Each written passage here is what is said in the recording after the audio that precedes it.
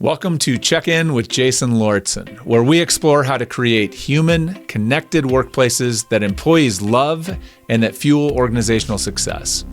Each week, I invite someone to join me who is leading the way in this work so that we can get educated and inspired by their story. Today, my guest is my friend, Maggie Gough. Maggie is the COO of Bright Arrow, an executive and leadership team coaching firm. Prior to Bright Arrow, Maggie was the founder of her own corporate wellness consulting firm where she guided companies to design work for employee well-being. And then she went on to serve as the COO of the wellness industry's leading professional development organization. She did some really awesome work there. Maggie, thank you for being with me. Yeah, and we always have a good conversation, so I'm really glad to be here. All right. Well, I am excited that you're here today because we're going to talk about how one leads in this crazy, uncertain world that we find ourselves in today. And I know that I'm looking forward to hearing what you have to say because I certainly need the help, and the people I'm talking to all seem to need the help. So I'm looking forward to learning. But before we do that, let's get to know you a little bit more, or at least let everyone get to know you a little bit more. So tell me a little bit more about your current work. So tell me a little bit more about Bright Arrow and what you all do, and then what your role is there at the organization, please. So as you mentioned in my bio, Bright Arrow is an executive and leadership team coaching firm. So we will either coach executives one-on-one or we'll come in and work with their team. And so, and leadership team coaching is like a 6-month, we come into the organization, our coaches come to team meetings, they gather all of these artifacts about the team, they help the team create a team purpose. So not like, what is my purpose for doing work? Where do I feel connected? But what is this team's job to do in this organization? And help them align around that and make sure everybody has a lot of clarity. And then they continue to sit in that team's work for the next 6 months and support them to deliver on those things that they just aligned around, and then support them in things that come up around that: conflict, clarity, communication, all of these different dynamics that teams have. And Tegan, our CEO, is apt to say, nobody taught us how to team. So that is probably the most unique body of work that we do. And then again, the one-on-one executive coaching, where we put these really brilliant coaches in work with these leaders and allow these leaders to have space to think strategically, think about their biggest pain points, where they're seeing optimism, where they need to focus their attention, and just really be someone who's in their corner each time that they meet, and continue to elevate that leader's development through their work. Well, that's one of the things I've always appreciated about the work that your team does is the kind of that immersive team element, because so much, executive coaching traditionally is all about the one-offs, like trying to elevate one executive, but that doesn't necessarily make the team work better. It just makes that you have individual high-functioning executives. And so I have always thought that is a genius and really powerful approach. So tell us about your role. What do you do? Well, first of all, there as a COO? Yeah, first of all, I want to comment on the being in the room and doing that work. One of the things that I heard Tegan say when I first started working for Bright Arrow, which is about 2 years ago now, is she was like, when everybody talks about conflict, it's like, we can use these specific frameworks and use I statements, and she's like, and that's all well and good, and we need those skills. But a lot of times what happens is we pull people out of the conflict, out of the thing that's causing the conflict, and we send everybody to their corner. And then we want to talk about the conflict, and then we come back in it, and we're each coming from our own lane. Whereas at Bright Arrow, they'll say, bring me the problem that you need to solve that keeps causing the conflict, and let's solve the conflict as we're solving the problem. And I was just like, yes, this is different. This is a place that I want to work. And so I did. And my role is COO. So I'm the person who, I don't do any executive coaching.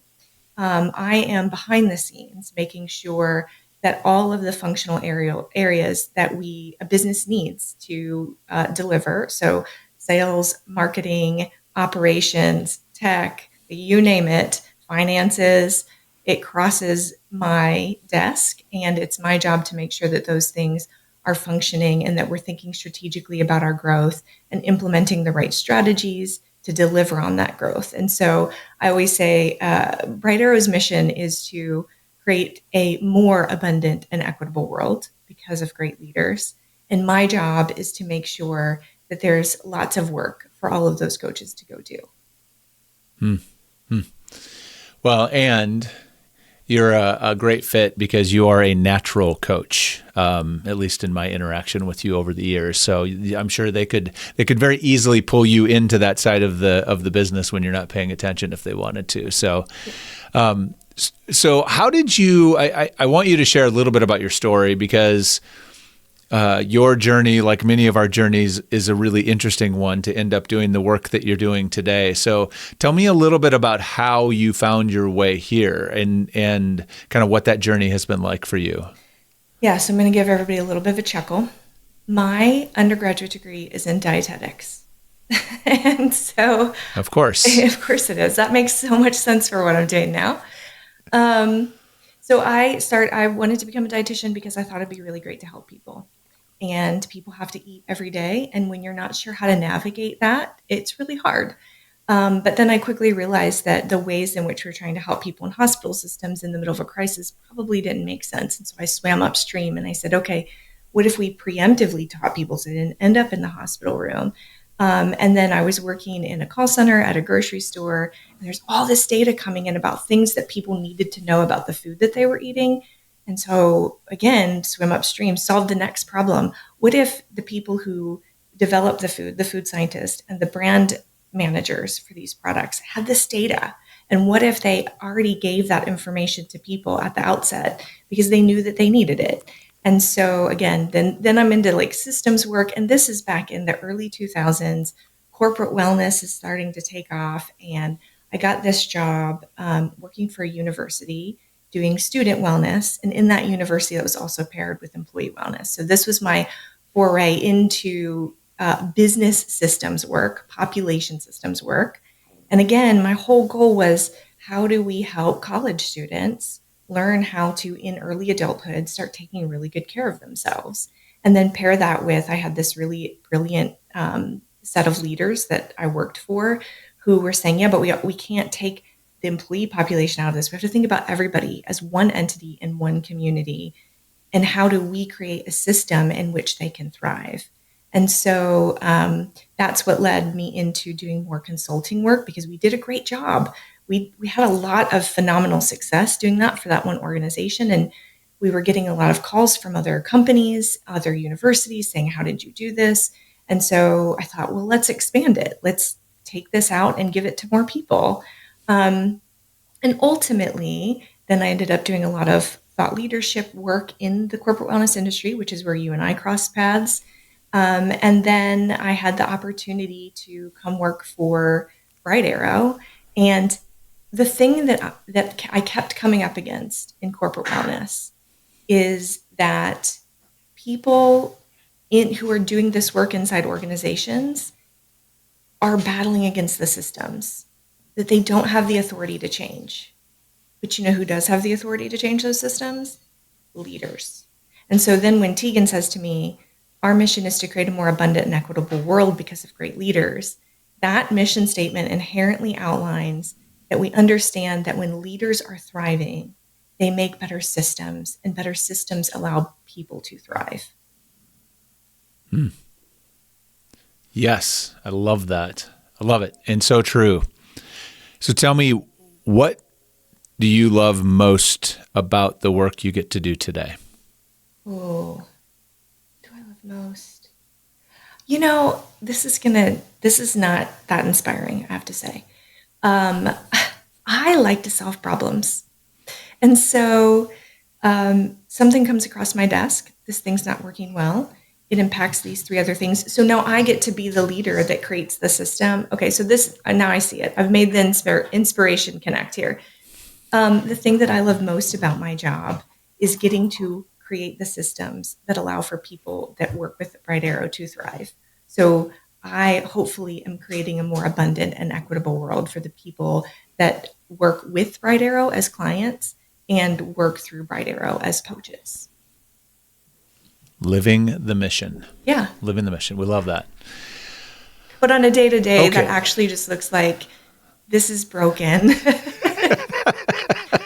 Why will this technology system not do what it's supposed to? The tech stack, the marketing is not performing the way we want it to. How do we solve for that?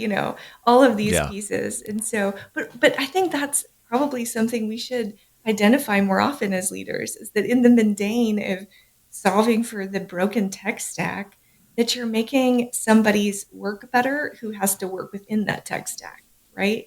And so as long as we're always connecting it back to the person who's dealing with that pain point, I think that mundane thing becomes a lot more purposeful. Absolutely. Absolutely. I think that gets lost often. There's a lot of unsexy work that has to happen to create an environment where people can thrive. Yeah. Right.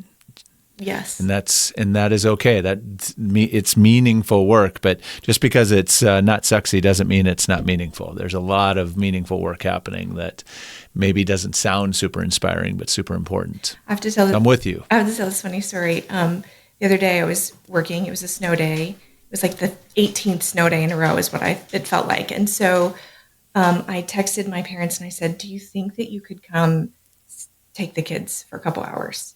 And they were like, "Sure." So my mom comes over, she gets the kids, gets them out of house because they're going stir crazy as well. And I'm sitting at my desk, this desk right here. And then all of a sudden it says in my email, "Ralph, who's my dad, wants to connect with you on LinkedIn." And my dad is a retired electrician. And so I was like, why does Ralph want to connect with me on LinkedIn?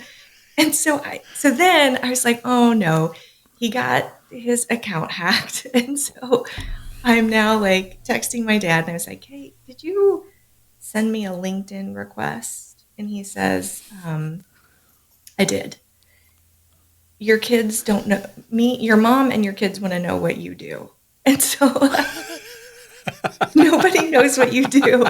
And I mean, of course they don't, right? Like, they're not an electrician. You know what that person does. And so I'm the COO for an executive coaching firm. And what most people often believe is that I am a coach, like, right out of the gate. So anyway, right. It's a funny story about the mundane and how nobody really knows. I was like, well, today I'm going to host a webinar and, see if we can't get some great resources out to people.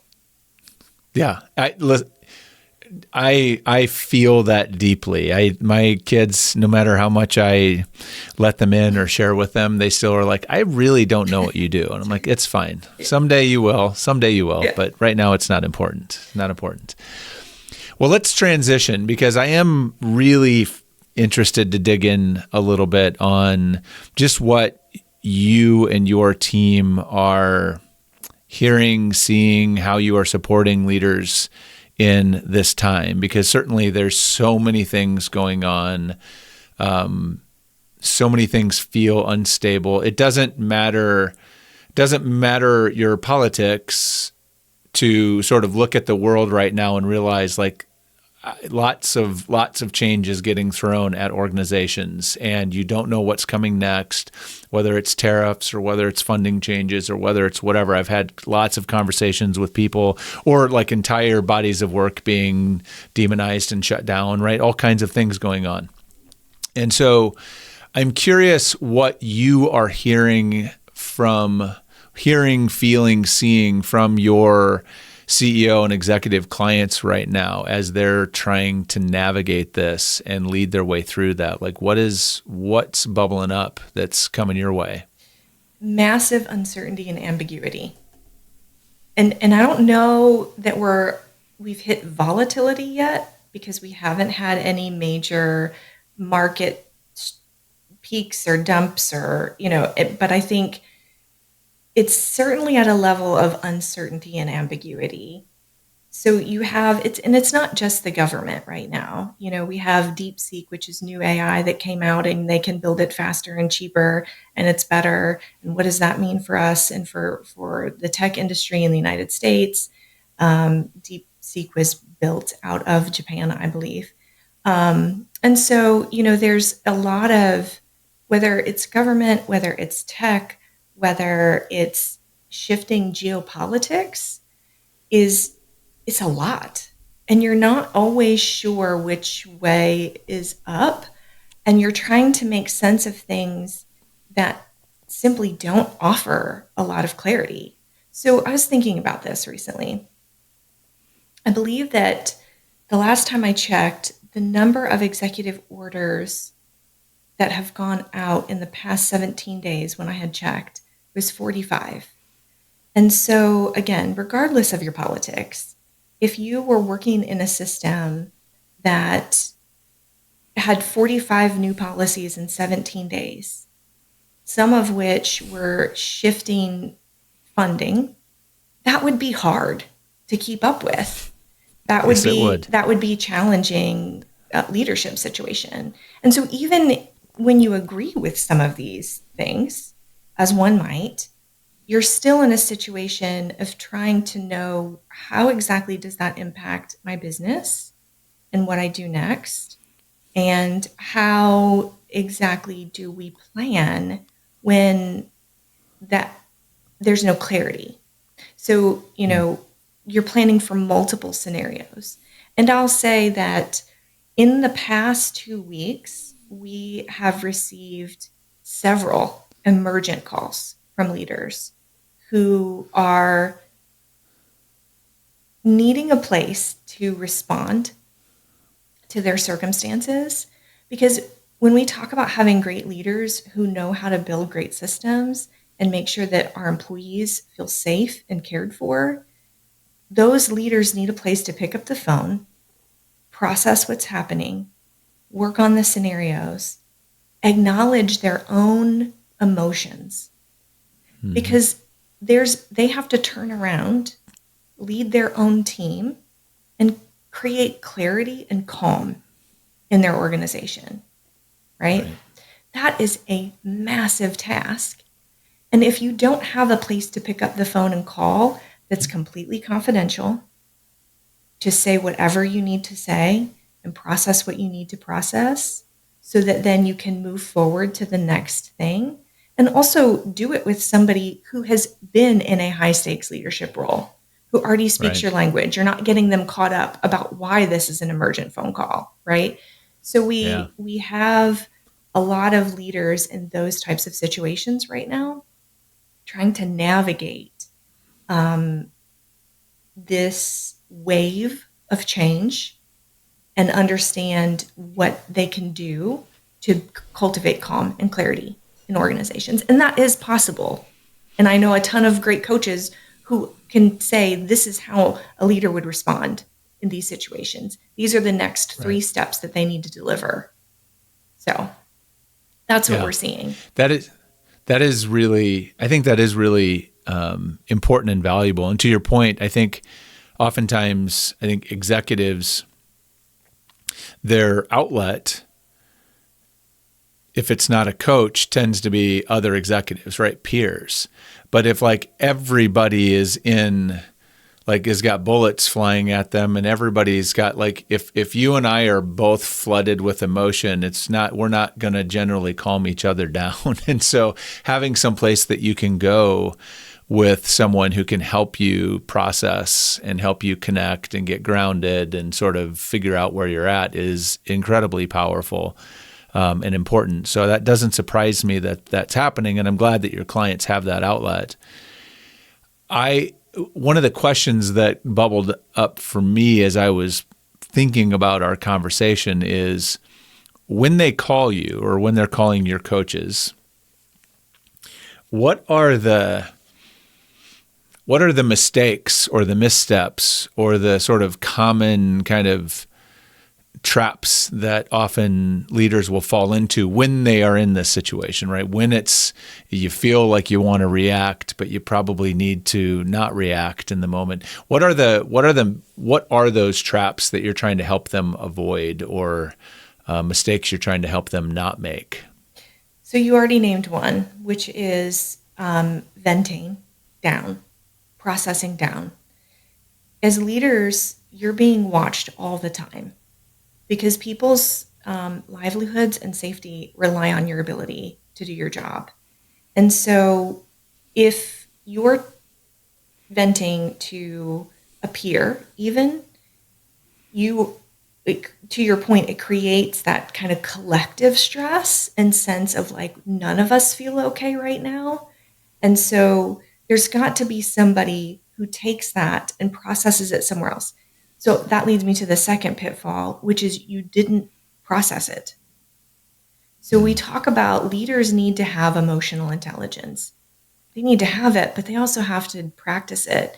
And practicing emotional intelligence is feeling your emotions, not letting them drive, the emotions drive, and being able to cognitively then process them so that then you can do the next thing and the next thing. So go find a place to process safely in the right places. Do that processing so that then you can come to your group and say, okay, this is real. It's hard. It's big. Here are 3 scenarios, or let's work on some scenarios, right? And then I think the other thing would be to not allow your team to have a place to process. So if you've done your own processing, you are now also the leader to allow the processing for other people. So we had team meeting this week, and it had been a while since we had done the like, hey, how you doing? Check in. And so we paused and we did that, and we were able to talk about this stuff, but from a collective place and a safe place, right? And then afterwards, we kind of all exhaled and we were like, whoa, that felt really good. And I mean, Jason, so much of this feels reminiscent of COVID. Like I remember I was leading my own business at the time and having this exact same phone call with my colleagues leading that business, right? So I think that there are some things that we've learned and done well through COVID that we can apply here also. Here's a great quote. This is not mine. It's from a good friend of mine. She said, there's a sweet spot between naivety and paranoia, and I'm working to find it. And I think that's what we're all doing right now. And again, because we are not yet in volatility, I would not call what we're in volatility, but I think that we all kind of feel that sense of what's going to happen next. And that's the uncertainty and ambiguity piece. Well, I think, and this is just reflecting to kind of what's happening right now, I think one of the things that makes it extra complicated is that it's like every year the dial gets turned up a little bit more on, we live in this reactivity kind of world now with social, with, the media and social media algorithms are designed to move you to outrage, and they want you in your emotion because you make then irrational next steps in your emotion. And so we have, as a leader, you have an organization that is primed, right? It's like a powder keg. And a lot of times they're primed to go towards whatever, right? And they're going to react to whatever happens, whatever it is, whether it's a fire in California or whether it's an executive order out of the White House, through some bias or lens. And then they're going to go, whatever they feel, they can go find a more fuel to throw on that fire and stoke it. And so that work of doing your work quickly and efficiently so that then you can bring calm to things is really important and challenging. Although I guess what triggered me to think about this is I am also realizing that I think I did, like you're describing, I think I built some muscles through the COVID experience that have led me through kind of this time now to not be as reactive, to be a lot more like emotionally or grounded, I guess, when things are happening, because it's like, well, we've been through some hard things, and I've gone through the freak out. And I've also, that experience that we have sometimes of like, there's no point in me being emotionally escalated over something that I have zero control over in this moment. Right. And there was a lot of that, right? Me being so heightened, outraged or whatever over something that I literally cannot change right now does me no good, because it takes away my agency to actually do things about the stuff I can. And so it's just, I guess I say all of that to acknowledge the complexity, I think, of leading right now. And I think the degree of difficulty is higher because of the volatility that exists just amongst people right now. And it's like, if we think about the way that our brain behaves in crisis, or what feels like crisis and fear, we're in that feeling part of the brain, the amygdala. And I've noticed for myself, when I'm in there, my tendency is to think, okay, go find some data that helps you process this. So for example, if my kids have a really high fever when they were babies, I'll read about it, and I think, okay, here are the 3 things I need to know. If these 3 things start happening, that's when I need to call a physician, right? So we go look for this data that's going to help us navigate, and then we click into the next. But in current times, we click into the next thing, which is also designed to trigger our amygdala, and then the next thing. And so there is a process here. There's some wisdom in tuning out, which is not to say that you are not being responsible or being involved or caring, but it's that next click is not actually going to help you be caring or involved or responsive. It's just not. And so I think we're talking about, executive coaching as an outlet for leaders, as a place for them to go do some of that processing that's not another click, that's not leaving them in overwhelm. And I think if we boil that down to ourselves, whether we're in leadership or not, I think we actually need to get hyper local. This phrase has come up for me, and I keep just sitting with it. And it makes me think about, like, okay, over the summer when it gets warm, I'm going to host my 10 closest neighbors for a cookout, because we need to know people. I need to not panic because of a yard sign. I need to actually know people. And so I think our ability to get to know one another and truly connect, which I know you're big on, is so critical right now, because now I have different data about my neighbor than just the yard sign they put up, Yep.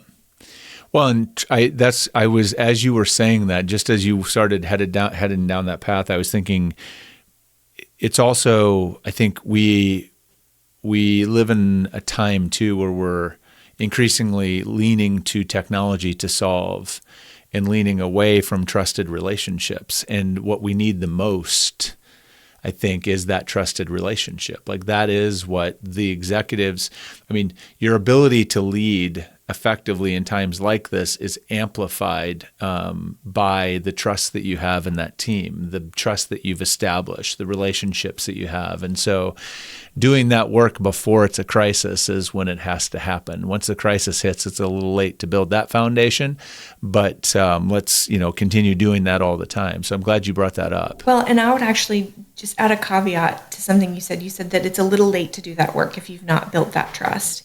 And what I have seen through Bright Arrow's work is that sometimes when crisis is the inflection point, but then crisis becomes the opportunity to build the trust. So we don't have, I'm thinking, as you were talking, I was thinking about leaders that may have already been struggling with executive team relationships or conflict or board relationships. And then they're thinking, and now I'm dealing with this, but I have this dysfunctional team.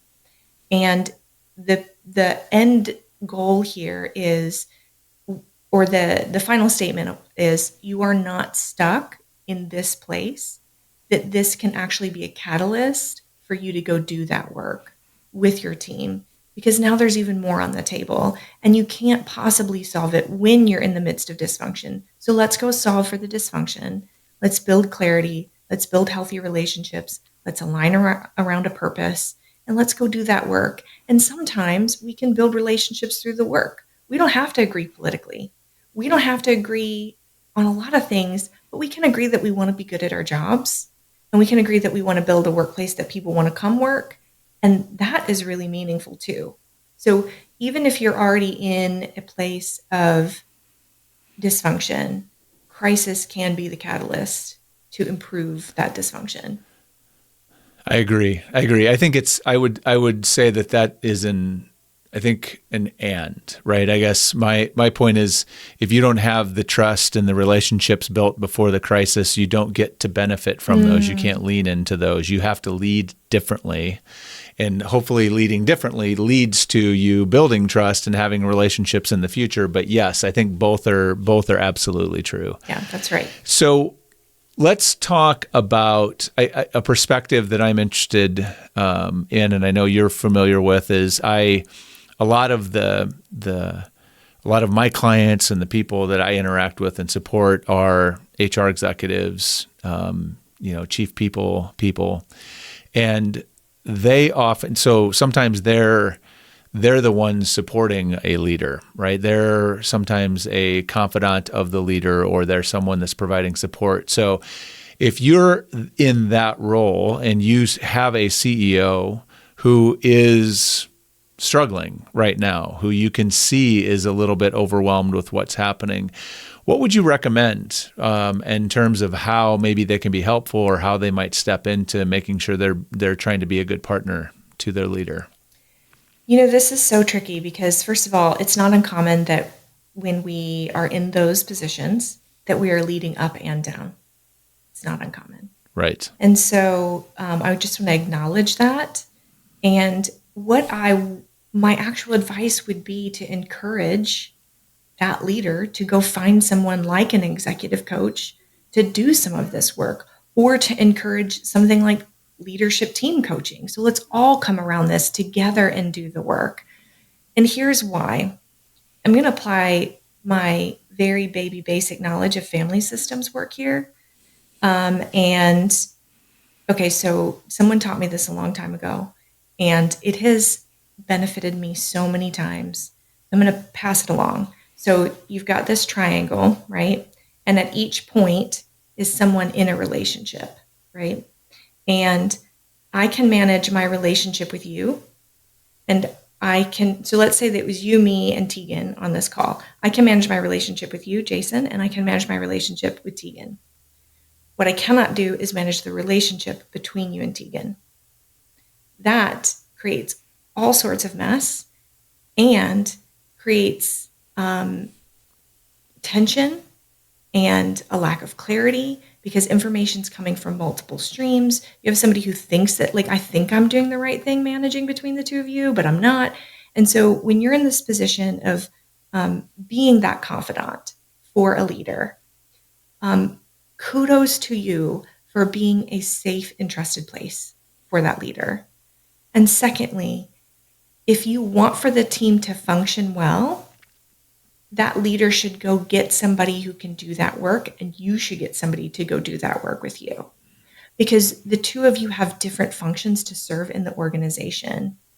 And while absolutely as peers in the workplace, we can say to each other, I feel the same way. I am struggling with that also. What we can't do is be that person's person. That can lead to a lot of conflict. And here's where leaders end up finding themselves. They have multiple people who are reporting to them, and the people who become their people end up advocating for their own needs sometimes, and they get listened to more. And so again, we talk about these messy dynamics, and this is where it makes a lot of sense to separate those relationships and allow us to have a really great working relationship together. Does that make sense? It does. It does. I mean, I think about that in terms of that's how, I mean, I think that is true also in marriages, healthy marriages, the same way. Like you need, if you are expecting that one person to be everything, they're not going to be able to, they just can't carry all that water. There's very certain things that should be really strong. And then you should outsource some other things, right? There's some things that you should outsource to close friends or confidants or your therapist or whatever it is, right? You don't want to put that all there because then the relationship gets really cloudy and confused. And sometimes it just, and not everything's going to work. So I would say, I think that makes a ton of sense to me. And I think it's the stakes are just so high at that level that, and I think the other thing that is, and this is not, I don't know that we intended this to be a commercial for coaching, but it certainly is really valuable because it's kind of like with the value of having a therapist is that the people that are in the weeds with you can't see the big picture. They have trouble like reflecting. You need like having that trusted party that can sort of reflect back to you things that you can't see because you're so in it is incredibly important and powerful. And so whether that's a coach, whether that is a business peer, whether that is a best friend who is also at a similar level or has been there, whether that's a mentor, whoever that person is for you, that is incredibly valuable and incredibly important. Yeah, absolutely. And I just want to empathize and acknowledge that when you're the chief people, that when you're in charge of employee experience, when you're CHRO, oftentimes you have arrived in that seat because you're incredibly empathetic and you're really good at understanding people's needs, which also makes you a great safe landing place for other people as well. And I have seen this happen when I was doing consulting and embedded in organizations where the human resources people take on that role, and then they feel uncomfortable advocating for their own needs because they've become the person to meet the needs of the leader. And then that gets messy too. So I just want to acknowledge that it's really natural if you're in this seat and you've become that person. And also it's okay to say, I need for this not to be the relationship dynamic. Yeah. I love that. And that's a good call to action and a good reminder, I think, for that work. It's hard work, and keeping boundaries and being clear about your role is really important. Very helpful. Thank you for that. I hope any ways it's helpful to me. I hope it's helpful to others as well. So I have a couple more questions for you that I always ask. And so I want to make sure that I give you the chance to jump in on these two. So what is a big challenge or obstacle you're wrestling with at work right now, and how are you tackling it? So what I'm struggling with in my role is pace. Things are going so quickly. So we as a business, we are not, even though we have all these brilliant coaches who can help us with all of these amazing frameworks, which I love because they are so helpful. And I get really incredible feedback, and we walk the walk of all of these skills that we're coaching other people to deliver. We still are not immune to those same challenges that other leaders face.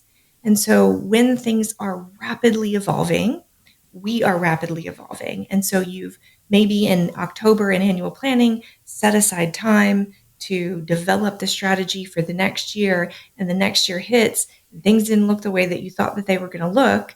And now you're re-strategizing and re-implementing and hoping that you are not leaning on your team too hard, leading them to burnout because you did have to change. And you know that the change was the right change, but also it just didn't work out. And so now you're rapidly shifting that strategy. And I want to quote Ezra Klein. He did a few podcasts that came out right when ChatGPT blew up. And he did them specifically about AI. And he had been following AI actually for a couple of years. And he said this quote that was so profound that I keep it in my phone.